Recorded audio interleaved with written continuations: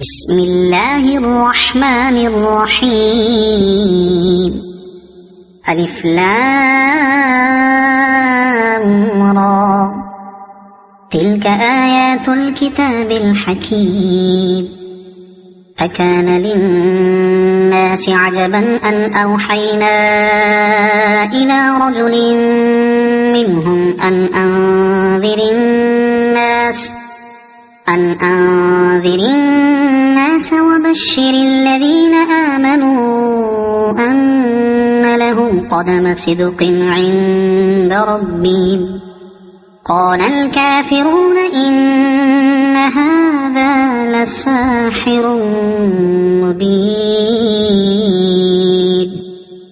إن ربكم الله الذي خلق السماوات والأرض في 6 أيام ثم استوى على العرش يدبر الأمر ما من شفيع إلا من بعد إذنه ذلكم الله ربكم فاعبدوه أفلا تذكرون. إليه مرجعكم جميعا وعد الله حقا إنه يبدأ الخلق ثم يعيده ليجزي الذين آمنوا وعملوا الصالحات بالقسط والذين كفروا لهم شراب من حميم وعذاب أليم بما كانوا يكفرون. هو الذي جعل الشمس ضياء والقمر نورا وقدره منازل لتعلموا عدد السنين والحساب ما خلق الله ذلك إلا بالحق يفصل الآيات لقوم يعلمون. إن في اختلاف الليل والنهار وما خلق الله في السماوات والأرض لآيات لقوم يتقون. إن الذين لا يرجون لقاءنا ورضوا بالحياة الدنيا واطمأنوا بها والذين هم عن آياتنا غافلون أولئك مأواهم النار بما كانوا يكسبون. إن الذين آمنوا وعملوا الصالحات يهديهم ربهم بإيمانهم تجري من تحتهم الأنهار في جنات النعيم دعواهم فيها سبحانك اللهم وتحيتهم فيها سلام وآخر دعواهم أن الحمد لله رب العالمين. ولو يعجل الله للناس الشر استعجالهم بالخير لقضي إليهم أجلهم فنظر الذين لا يرجون لقاءنا في طغيانهم يعمهون. وإذا مس الإنسان الضر دعانا لجنبه أو قاعدا أو قائما فلما كشفنا عنه ضره مر كأن لم يدعنا إلى ضر مسه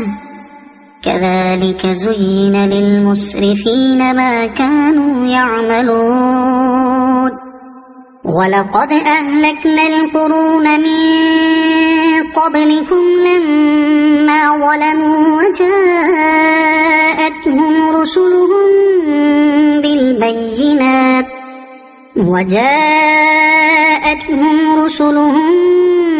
بالبينات وما كانوا ليؤمنوا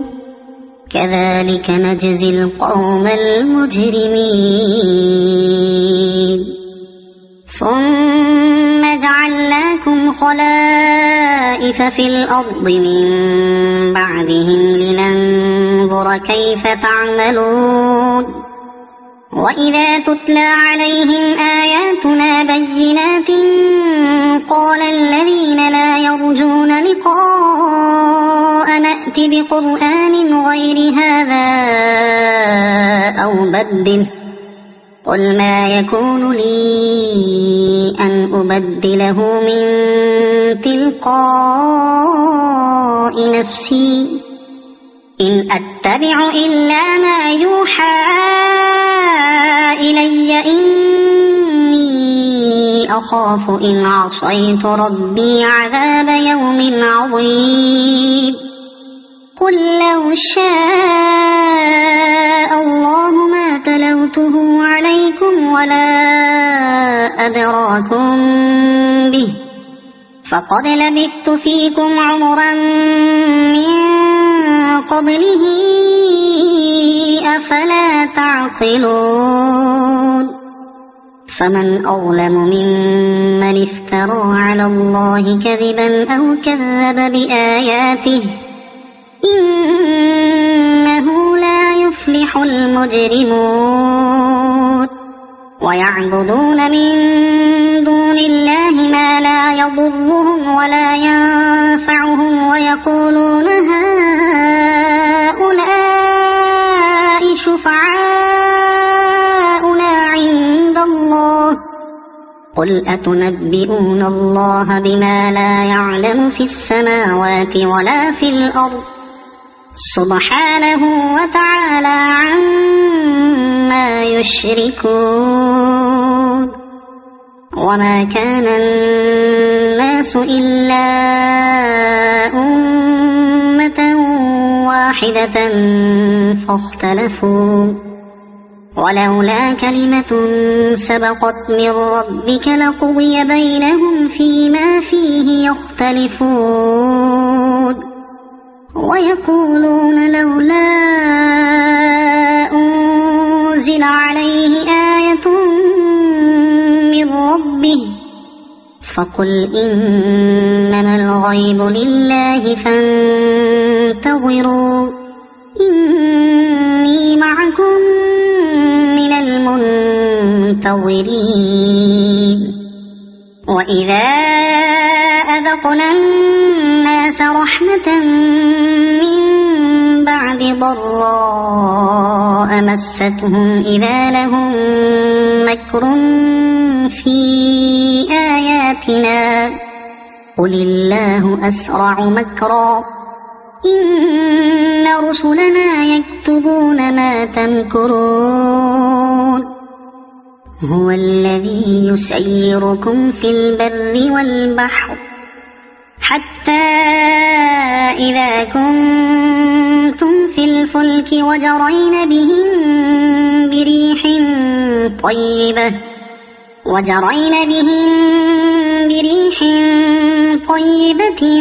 وفرحوا بها جاءتها ريح عاصف وجاءهم الموج من كل مكان وظنوا أنهم أحيط بهم دعوا الله مخلصين له الدين لئن أنجيتنا من هذه لنكونن من الشاكرين فلما أنجاهم إذا هم يبغون في الأرض بغير الحق يا أيها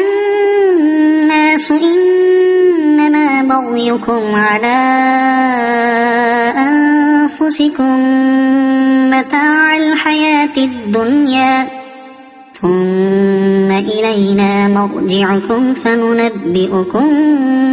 بما كنتم تعملون إنما مثل الحياة الدنيا كماء إن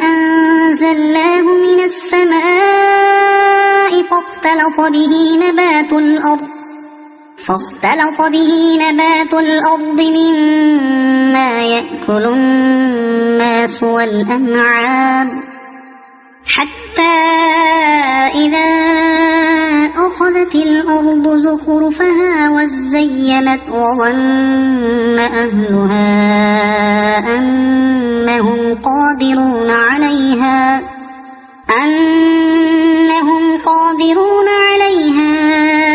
أتاها أمرنا ليلا أو نهارا فجعلناها حصيدا كأن لم تغن بالأمس كذلك نفصل الآيات لقوم يتفكرون والله يدعو إلى دار السلام ويهدي من يشاء إلى صراط مستقيم للذين أحسنوا الحسنى وزيادة ولا يرهق وجوههم قتر ولا ذلة أولئك أصحاب الجنة هم فيها خالدون والذين كسبوا السيئات جزاء سيئة بمثلها وترهقهم ذلة ما لهم من الله من عاصم كأنما أغشيت وجوههم قطعا من الليل مظلما أولئك أصحاب النار هم فيها خالدون ويوم نحشرهم جميعا ثم نقول للذين أشركوا مكانكم أنتم وشركاؤكم فزيلنا بينهم وقال شركاؤهم ما كنتم إيانا تعبدون فكفى بالله شهيدا بيننا وبينكم إن كنا عن عبادتكم لغافلين هنالك تبلو كل نفس ما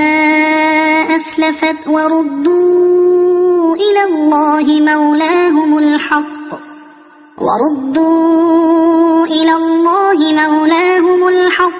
وضل عنهم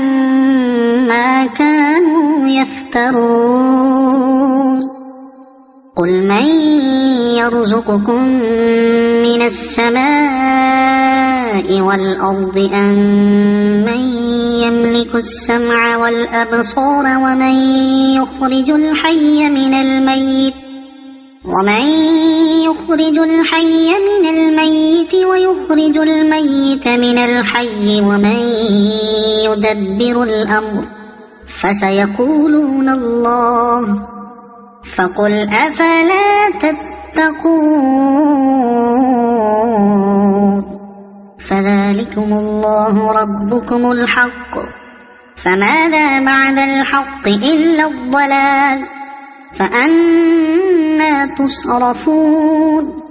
كذلك حقت كلمة ربك على الذين فسقوا أنهم لا يؤمنون قل هل من شركائكم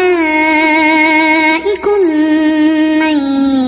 يبدأ الخلق ثم يعيده قل الله يبدأ الخلق ثم يعيده فأنى تؤفكون قل هل من شركائكم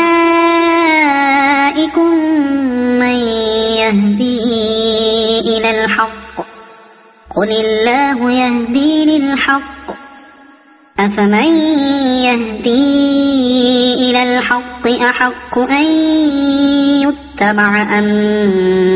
من لا يهدي إلا أن يهدى فما لكم كيف تحكمون وما يتبع أكثرهم إلا ظنا إن الظن لا يغني من الحق شيئا إن الله عليم بما يفعلون وما كان هذا القرآن أن يفترى من دون الله ولكن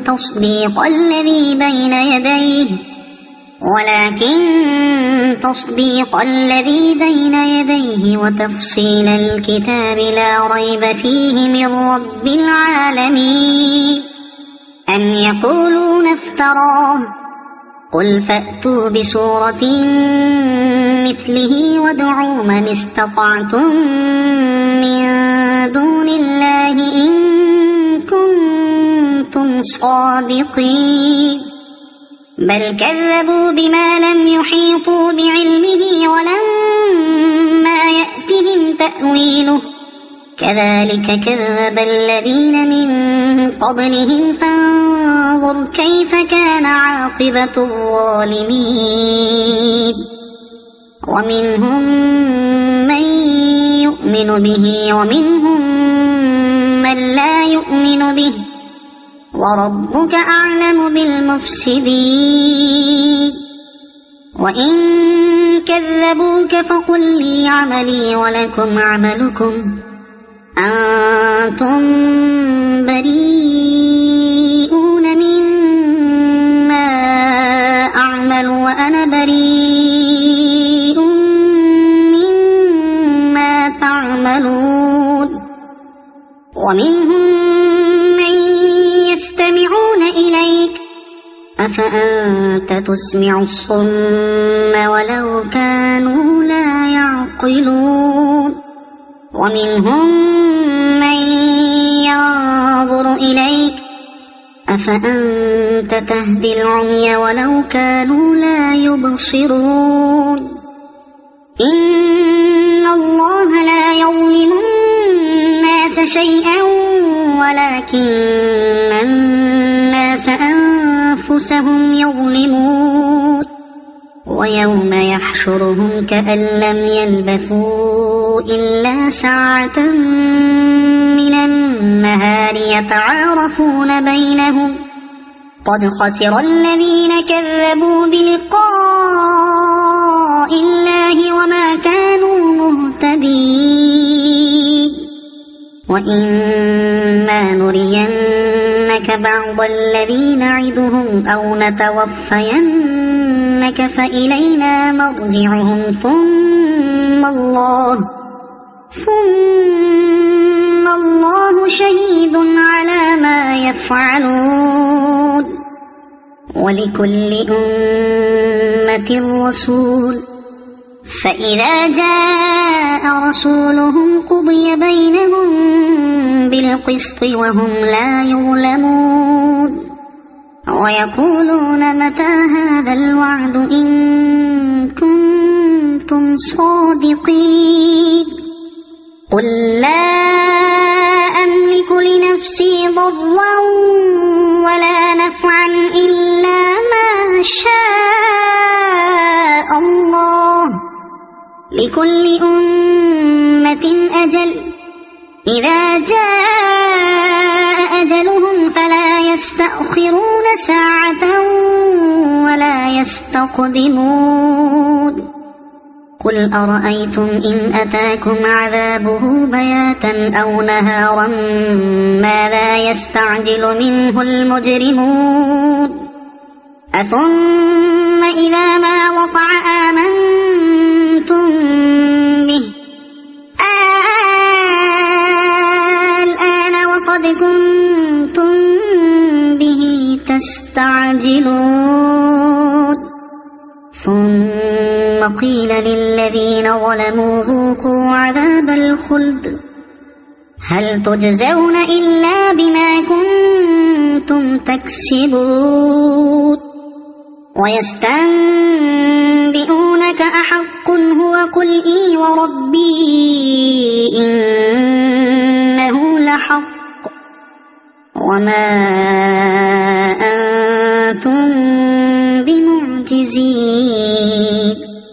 ولو أن لكل نفس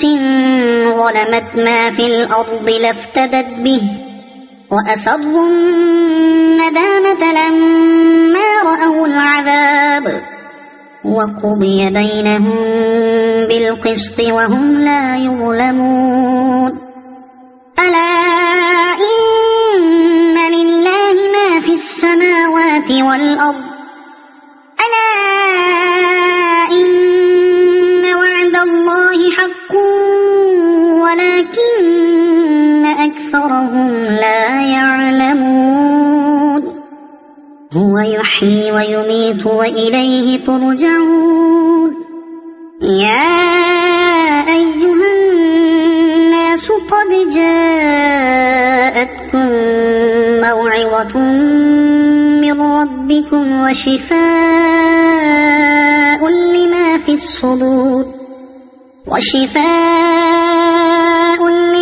الصدور وهدى ورحمة للمؤمنين قل بفضل الله وبرحمته فبذلك فليفرحوا هو خير مما يجمعون قل أرأيتم ما أنزل الله لكم من رزق فجعلتم منه حراما وحلالا قل الله أذن لكم أم على الله تفترون وما ظن الذين يفترون على الله الكذب يوم القيامة إن الله له فضل على الناس ولكن أكثرهم لا يشكرون وما تكون في شأن وما تتلو منه من قرآن ولا تعملون من عمل إلا كنا عليكم شهودا إذ تفيضون فيه وما يعزب عن ربك من مثقال ذرة في الأرض ولا في السماء ولا أصغر من ذلك ولا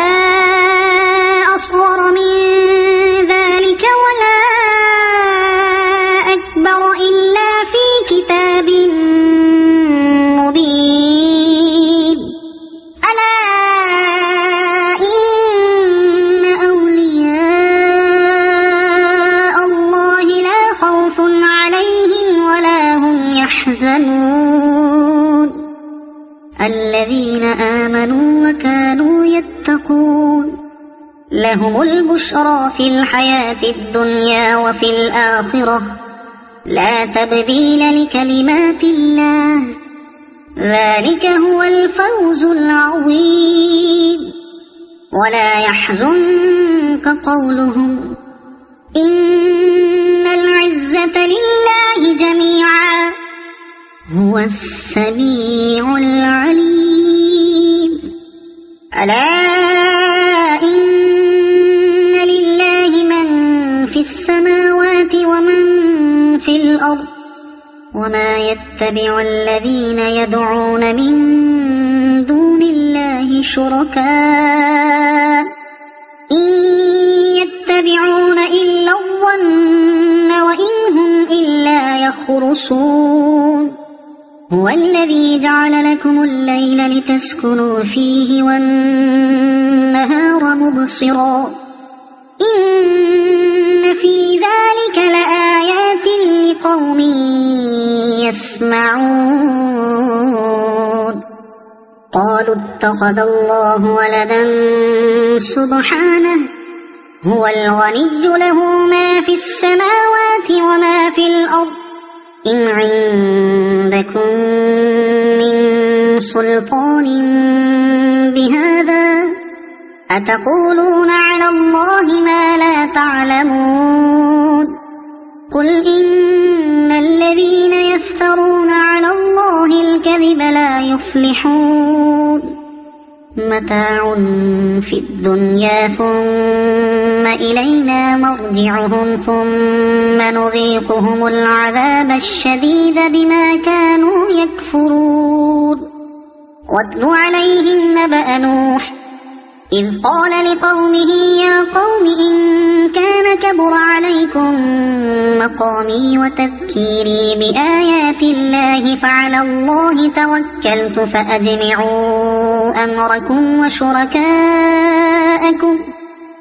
فأجمعوا أمركم وشركاءكم ثم لا يكن أمركم عليكم غمة ثم اقضوا إلي ولا تنظرون فإن توليتم فما سألتكم من أجر إن أجري إلا على الله وأمرت أن أكون من المسلمين فكذبوه فنجيناه ومن معه في الفلك وجعلناهم خلائف وأغرقنا الذين كذبوا بآياتنا فانظر كيف كان عاقبة المنذرين ثم بعثنا من بعده رسلا إلى قومهم فجاءوهم بالبينات فما كانوا ليؤمنوا بما كذبوا به من قبل كذلك نطبع على قلوب المعتدين ثم بعثنا من بعدهم موسى وهارون إلى فرعون وملئه بآياتنا فاستكبروا وكانوا قوما مجرمين فلما جاءهم الحق من عندنا قالوا إن هذا لسحر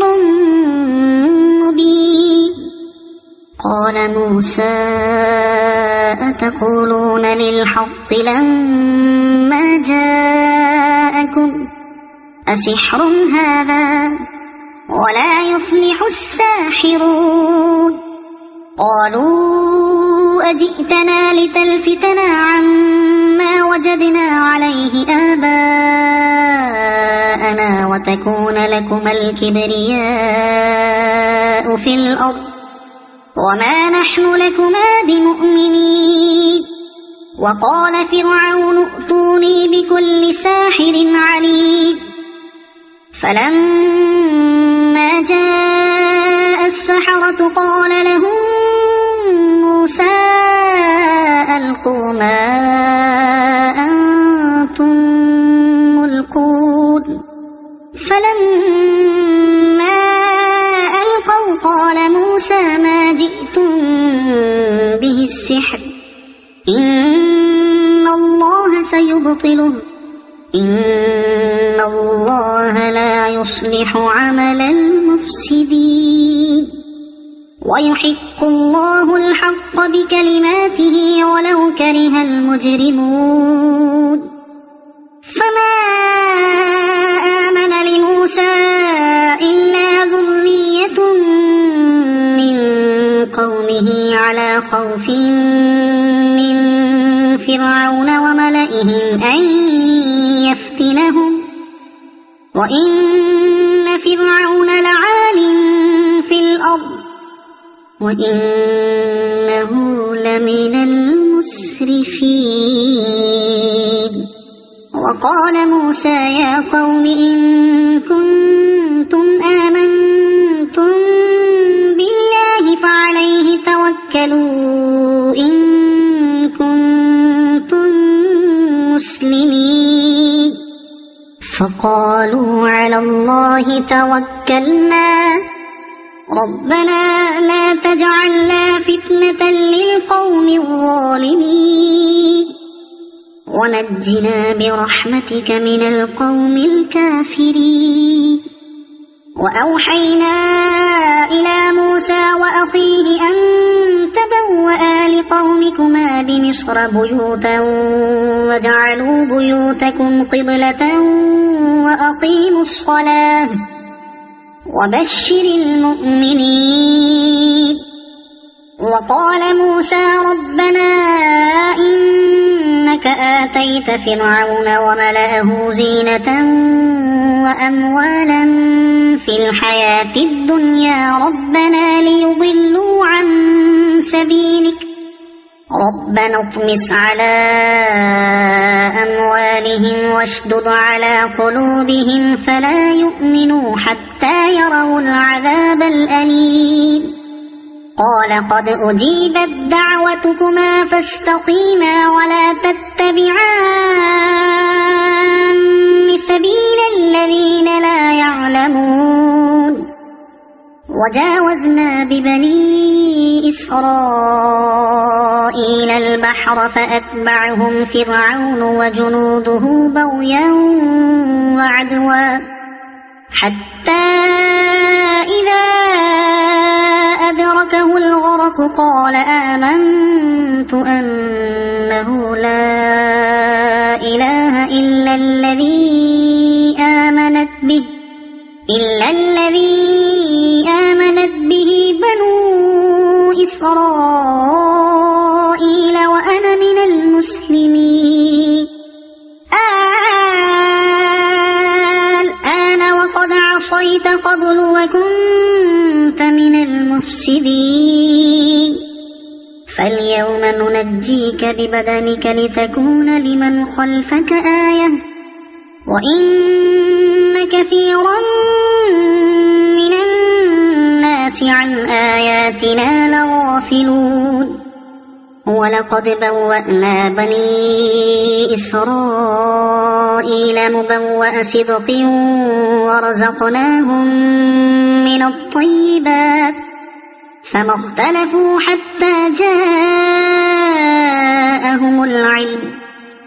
إن ربك يقضي بينهم يوم القيامة فيما كانوا فيه يختلفون. فإن كنت في شك مما أنزلنا إليك فاسأل الذين يقرؤون الكتاب من قبلك لقد جاءك الحق من ربك فلا تكونن من الممترين ولا تكونن من الذين كذبوا بآيات الله فتكون من الخاسرين. إن الذين حقت عليهم كلمة ربك لا يؤمنون ولو جاءتهم كل آية حتى يروا العذاب الأليم. فلولا كانت قرية آمنت فنفعها إيمانها إلا قوم يونس لما آمنوا كشفنا عنهم عذاب الخزي في الحياة الدنيا ومتعناهم إلى حين. ولو شاء ربك لآمن من في الأرض كلهم جميعا أفأنت تكره الناس حتى يكونوا مؤمنين. وما كان لنفس أن تؤمن إلا بإذن الله ويجعل الرجس على الذين لا يعقلون. قل انظروا ماذا في السماوات والأرض وما تغني الآيات والنذر عن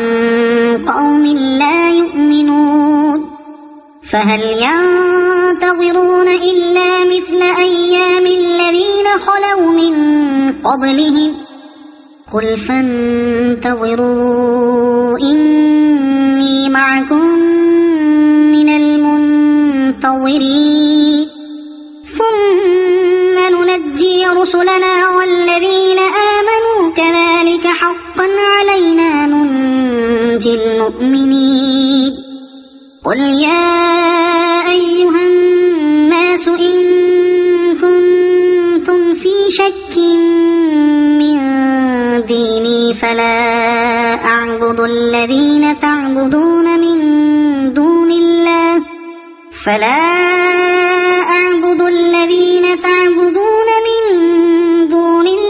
ولكن أعبد الله الذي يتوفاكم وأمرت أن أكون من المؤمنين وأن أقم وجهك للدين حنيفا ولا تكونن من المشركين ولا تدع من دون الله ما لا ينفعك ولا يضرك فإن فعلت فإنك إذا من الظالمين وإن يمسسك الله بضر فلا كاشف له إلا هو وإن يردك بخير فلا راد لفضله يصيب به من يشاء من عباده وهو الغفور الرحيم قل يا أيها الناس قد جاءكم الحق من ربكم فمن اهتدى فإنما يهتدي لنفسه ومن ضل فإنما يضل عليها وما أنا عليكم بوكيل واتبع ما يوحى إليك واصبر حتى يحكم الله وهو خير الحاكمين.